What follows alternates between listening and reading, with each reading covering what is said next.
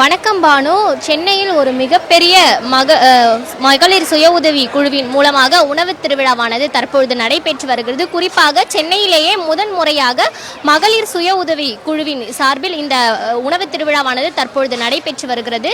இந்த உணவு திருவிழாவை பொறுத்தவரை தமிழ்நாடு மகளிர் மேம்பாட்டு நிறுவனத்தின் கீழ் இயங்கக்கூடிய தமிழ்நாடு நகர்ப்புற வாழ்வாதார இயக்கத்தின் சார்பில் மகளிர் சுய உதவி குழுக்கள் 65 சுய உதவி குழுக்கள் இணைந்து தற்பொழுது இந்த உணவு திருவிழாவை நடத்தி வருகின்றனர்.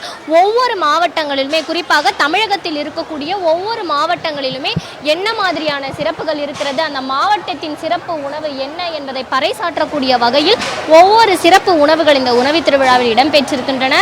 குறிப்பாக கோவை கொங்கு பிரியாணி தொடங்கி கொல்லிமலை முடவட்டங்கா கிழங்கு வரையிலும், பள்ளிப்பாளையம் சிக்கன், அதே போல சேலம் தட்டுவடை, நெல்லை அல்வா, விருதுநகர் பால்கோவா, பனை பாயாசம், வெற்றிலை பாயாசம் என வித்தியாசமான உணவு வகைகள் தற்பொழுது விற்பனைக்காக வைக்கப்பட்டுள்ளது.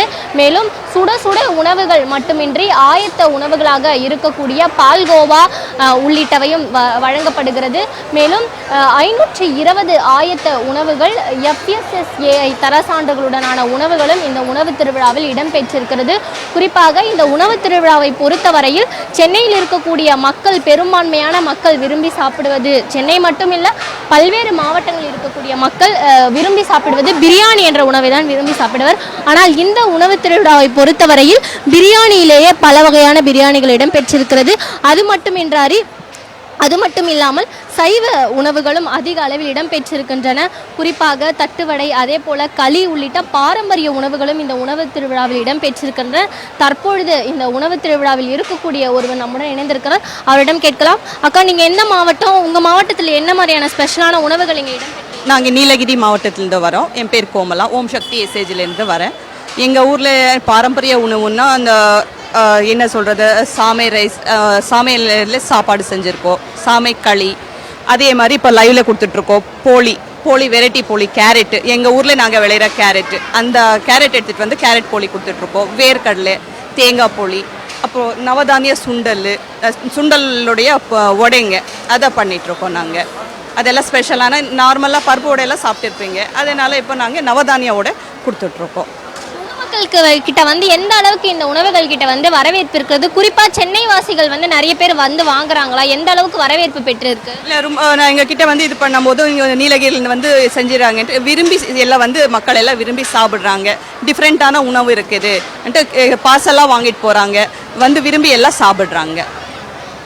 குறிப்பாக பானு, சென்னையில் இருக்கக்கூடிய பெரும்பான்மையான மக்கள் பொறுத்தவரை பலரும் பல்வேறு மாவட்டங்களை சேர்ந்தவர்களாகவே இருக்கின்றனர். இருப்பினும் கூட தங்கள் சொந்த ஊரின் சிறப்பு உணவானது இந்த உணவு திருவிழாவில் இடம்பெற்றிருப்பது பெரும் ஒரு மகிழ்ச்சியை தருவதாகவும், இந்த உணவு திருவிழாவை பார்க்கும் போதே ஆசையாக இருப்பதாகவும் பொதுமக்கள் தெரிவிக்கின்றனர். குறிப்பாக ஒரு பொதுமக்கள் நம்முடன் இணைந்திருக்கிறார்கள், அவர்களிடம் கேட்கலாம். உணவு திருவிழா எப்படி இருக்கு? ஒவ்வொரு ஊர் உணவும் பார்க்கும் பொழுது உங்களுக்கு எந்த அளவுக்கு ஒரு மகிழ்ச்சியாக இருக்கு? மிகவும் அருமையான உணவு திருவிழா இது. இதுவரையிலும் நான் கண்டிராத ஒரு அருமையான திருவிழாவை நமது தமிழக முதல்வர் இங்கு அமைத்து தந்தமைக்கு அவருக்கு நன்றி கடன் பட்டிருக்கிறோம். மிகவும் அருமை. அனைத்து உணவுகளும் மிகவும் ருசியான அருமையான உணவு.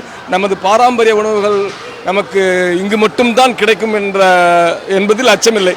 அது மட்டுமன்றி இல்லாமல் இப்பொழுது வெளிநாடு உணவுகள் வந்து கொண்டிருக்கும் இந்த வேளையிலே நமது பாரம்பரிய உணவுகள், அவ்வளவு உணவுகளையும் ஒரே இடத்தில் நாம் சுவைத்து உண்பதற்கு வழிவகுத்து தந்த நமது தமிழக முதல்வர் ஐயா அவர்களுக்கு நாங்கள் நன்றி கடன் பட்டிருக்கிறோம்.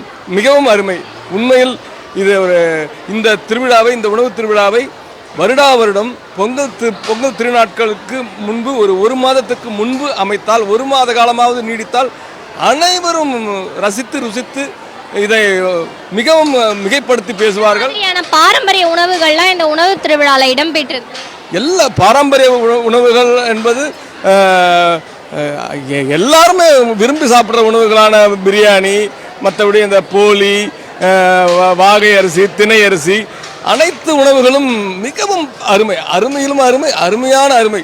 இதை சுவைப்பதற்கு எங்களுக்கு வயிறு இல்லையேங்கிறது தான் நாங்கள் வருத்தப்படுறோம். உண்மையில் இந்த உணவு திருவிழாவை உண்மையில் ஒரு மாத காலத்திற்காவது இதை நீடித்து வைக்க தமிழக முதல்வர் ஆணையிட வேண்டும். அவருக்கு எங்கள் நன்றி கடனை தெரிவித்துக் கொள்கிறோம். நன்றி.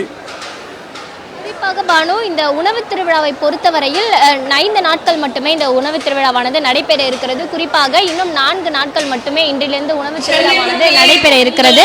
இந்த நிலையில் இந்த உணவு திருவிழாவை நீட்டிக்க வேண்டும் என பொதுமக்கள் கோரிக்கை வைக்கக்கூடிய அளவிற்கு பொதுமக்கள் மனதில் இடம் பிடிக்கப்பட்டிருக்கிறது. குறிப்பாக இந்த உணவு திருவிழாவை பொறுத்தவரையில் பெரும்பாலானோர் இளம் சமுதாயத்தினர், அதாவது பெரியவர்கள் அந்த காலத்தில் என்னென்ன உணவுகள் பாரம்பரிய உணவுகள் இருக்கிறதோ அதையெல்லாம் தற்போது இருக்கக்கூடிய இளம் சமுதாயத்தினர் அதிக அளவில் வாங்கி உண்ணக்கூடிய காட்சிகளை கூட நம்மால் பார்க்க முடிகிறது. இந்த உணவு திருவிழாவை பொறுத்தவரையில் அடுத்து வரக்கூடிய 4 நாட்களுக்கு இந்த உணவு திருவிழாவானது நடைபெற இருக்கிறது. நேற்றைய தினம் உணவு திருவிழாவானது தொடங்கிய நிலையில் தற்பொழுது உணவு திருவிழா மிகவும் விமரிசையாக 2வது நாளே ஏராளமானோர், ஆயிரக்கணக்கானோர் தற்பொழுது இந்த உணவு திருவிழாவில் பங்கேற்றிருக்கின்றனர். ஏராளமான பாரம்பரிய உணவுகள் உட்பட தற்போதைய உணவுகள் என்னென்ன, தற்பொழுது ட்ரெண்டிங்கில் இருக்கக்கூடிய உணவுகள் என்னென்ன, அந்த உணவுகளும் இந்த உணவு திருவிழாவில் இடம்பெற்றிருக்கின்றன. பானு.